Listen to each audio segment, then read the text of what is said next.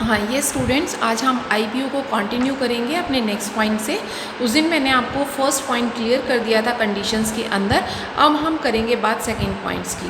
वो कहता है an issuer not satisfy above condition. जो इशूअर इन ऊपर जो आपने कंडीशंस की थी पॉइंट 1 के अंदर जो आपने 5 कंडीशंस की थी, अगर कोई भी इनिशियल जो आपका है पर्सन वो इन कंडीशंस को अगर पूरी नहीं करता, ठीक है, तो then issue is made through books building process and issue undertaking to allot at least 75% of the net offers to public and qualified institutional buyers. वो कहता है तो उसे अपनी 75% ऑफ नेट ऑफर एटलीस्ट उसको करना पड़ता है क्वालिफाइड इंस्टीट्यूशंस बायर्स के अकॉर्डिंग।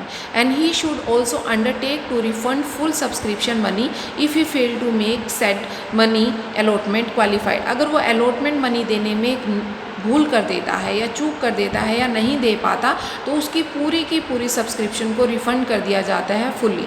और उसके बाद नेक्स्ट थर्ड कहता है कि an issuer may make an IPO of convertible debts instrument without making a prior public issue of its equity shares and listed. वो कहता है अगर आईपीओ जो है वो कन्वर्ट करता है डेट्स को, इंस्ट्रूमेंट्स को किसी प्रायर पब्लिक इशू के इक्विटी शेयर्स में, तो उसको लिस्टेड कराना बहुत ही ज़रूरी होता है।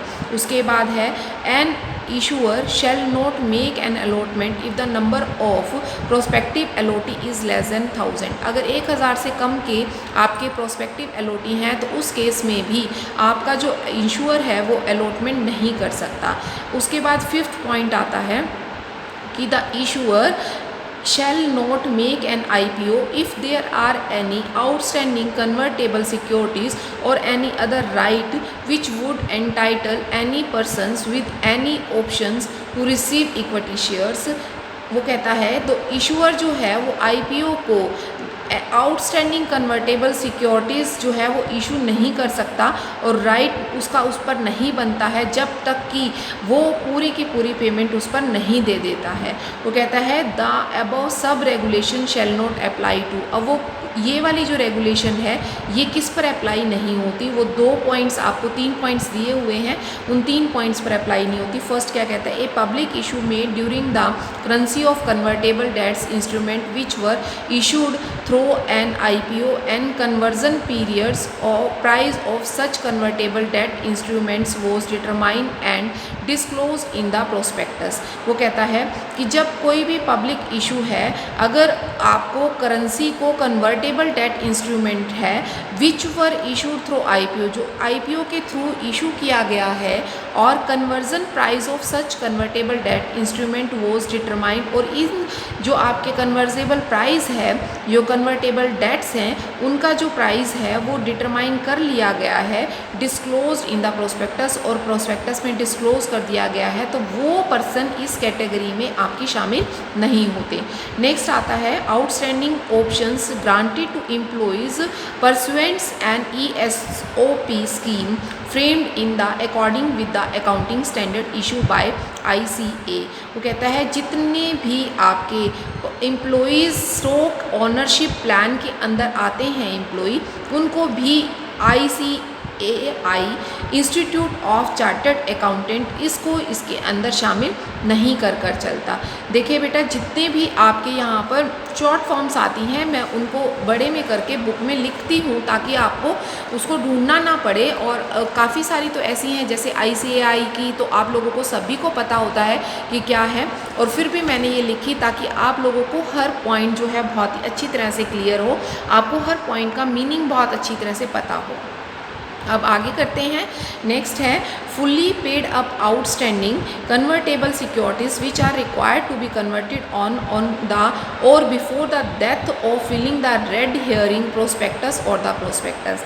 वो कहता है रेड हेयरिंग प्रोस्पेक्टस कौन सी होती है, पुरानी प्रोस्पेक्टस मीन जिसमें आप कोई भी चेंजेस करके नई प्रोस्पेक्टस में कन्वर्ट करते हैं, तो कहता है वो फुल्ली पेड अप कन्वर्टेबल अगर सिक्योरिटीज़ हैं तो उस केस में भी आपका ऊपर वाला जो नियम है, ऊपर वाला रूल है वो एप्लीकेबल नहीं होता। होता। अब चलती है बात 6 की। अब वो कहता है equity shares may be offered for sale to the public. Equity shares को पब्लिक में ऑफर किया जाता है सेल के लिए if such equity share has been held by the seller for the period of at least 1 year.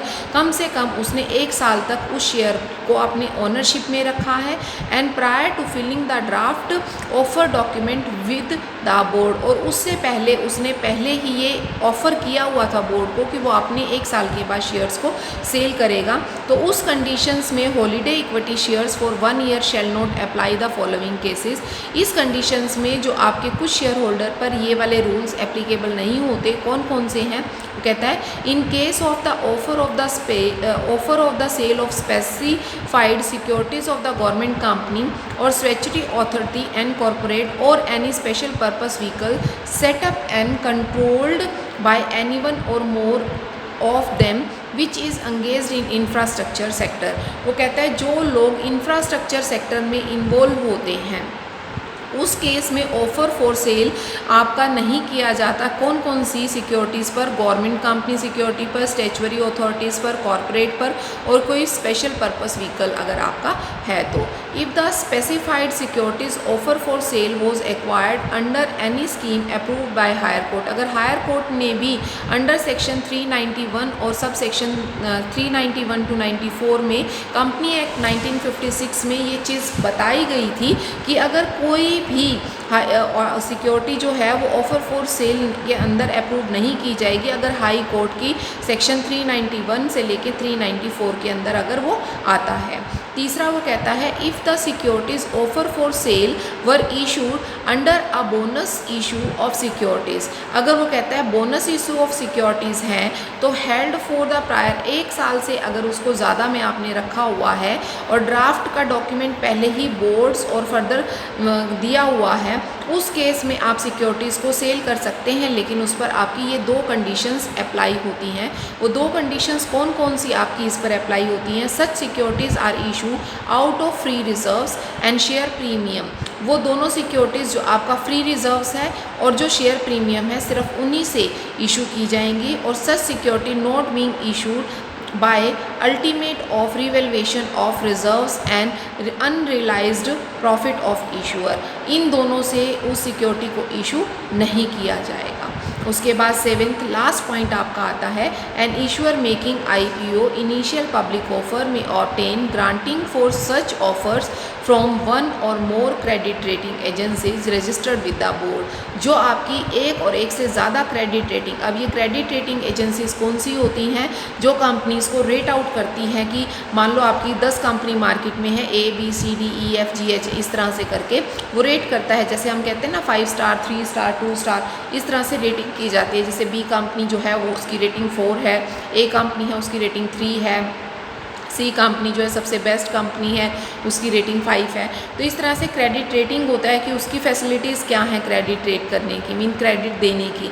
तो उनके basis पर इनका क्या किया जाता है? रेट आउट किया जाता है। तो कहता है वहाँ पर भी आपकी क्या है IPO को इशू किया जा सकता है, इनिशियल पब्लिक ऑफर्स इशू किए जाते हैं। अब इसमें एक छोटा सा टॉपिक और कवर कर लेते हैं हम, बिल्कुल छोटा सा ही है, ज़्यादा बड़ा नहीं है। Condition for further public offer. वो कहता है कौन कौन सी फर्दर हैं? As per the regulation 27 of SEBI regulation 2009 the condition for further public offer are as follow. कौन कौन सी हैं? नंबर 1 में आती है an issuer may make a further public offer if he satisfy the condition specified in the clause D। जो पीछे आपने क्लॉजेस किए थे D क्लॉज में, E क्लॉज में और sub regulation 1 of the regulation 26 में अगर वो करता है तो वो पब्लिक को ऑफर कर सकता है। he does not satisfy these condition, अगर वो ऐसा कंडीशंस को फुलफिल नहीं करता, मीन D और E कंडीशंस को फुलफिल नहीं करता तो it may make a further public offer if it satisfy the condition specialized regulation section 26 sub section 2 के अंदर जो रेगुलेशंस में बताया गया है। तो फिर उसको वो चीज़ें पूरी करनी पड़ेगी, उसके बाद ही वो क्या कर पाता है? इनिशियल पब्लिक ऑफर कर पाता है। ओके बेटा, गुड बाय। नेक्स्ट आपका नेक्स्ट रिकॉर्डिंग।